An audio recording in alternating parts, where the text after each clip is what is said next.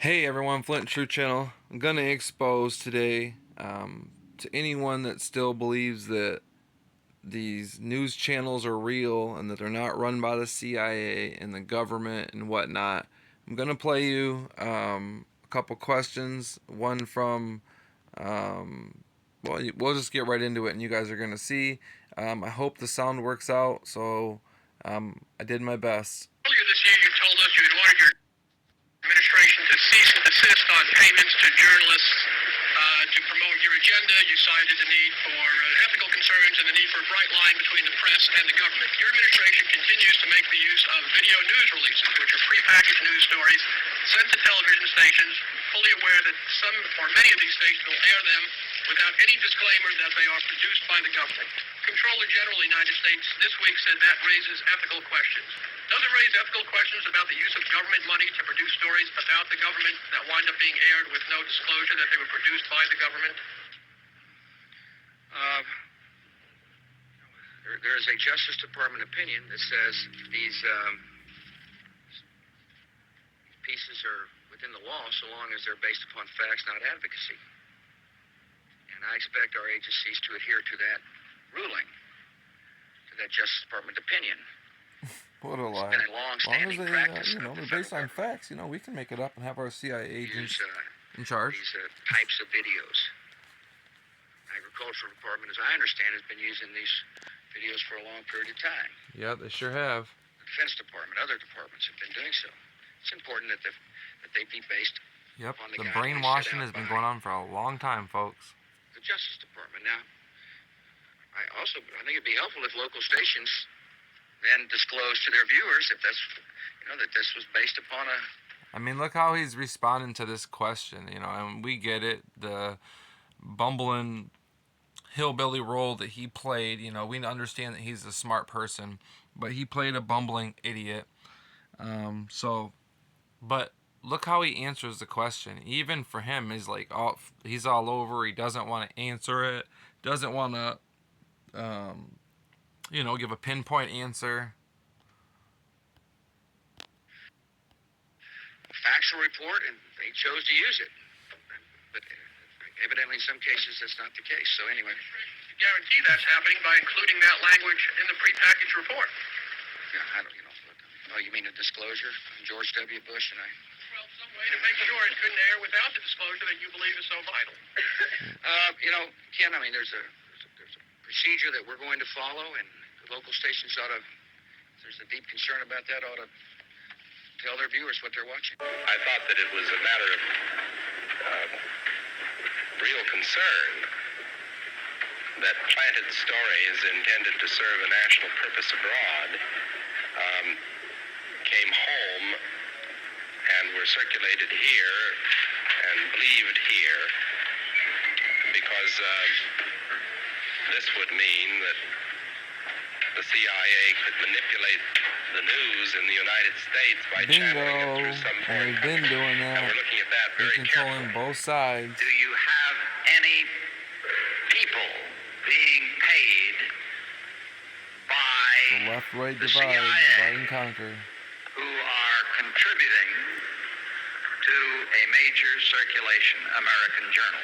Yes, We do all of have them. people who submit pieces CNN, to all of other them. to ABC, American journals. Do you have any people Fox, paid by the any other CIA news station, who your are local working news stations too. television networks? Yes, every one of them. This, I think, gets into the kind of getting into the details, Mr. Chairman, They're that on I'd like to TV. get They're a into in paid puppet executive by the session. government.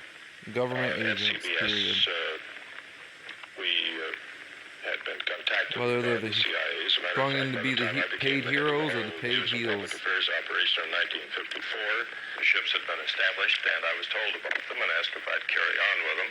We have quite a lot of detailed information, and we will evaluate it, and we will include any evidence of wrongdoing or any evidence of impropriety in our final report and make recommendations. Do you have any people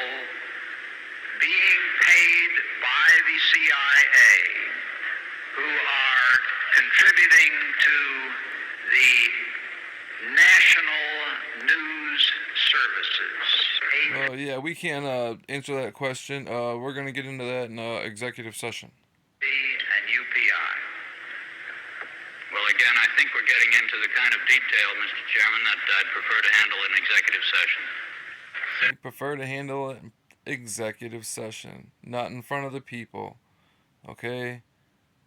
Do you think that you named the news organizations in your final report? That remains to be decided. I think it was entirely in order for our correspondents at that time to make use of CIA agent chiefs of station and other members of the executive staff of CIA as sources of information which were useful in their assessments of world conditions.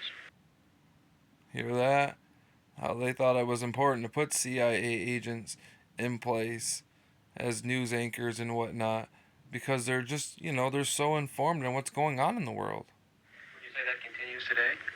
Well, I would think probably for a reporter it would continue today, but because of all of the revelations of the period of the 1970s, it seems to me that a reporter's got to be much more circumspect in doing it now, or he runs the risk of at least being looked at with considerable disfavor by the public. I think you've got to be much more careful about it. So, they're pretending like, oh, you got to be much more careful about it, blah, blah, blah. These days, oh, no, it's way more rampant, and it's just everything's fake now. And the director, William Casey of the CIA, said, we'll know our disinformation program is complete when everything the American people see on television is fake. Well, wake up, people, we are there.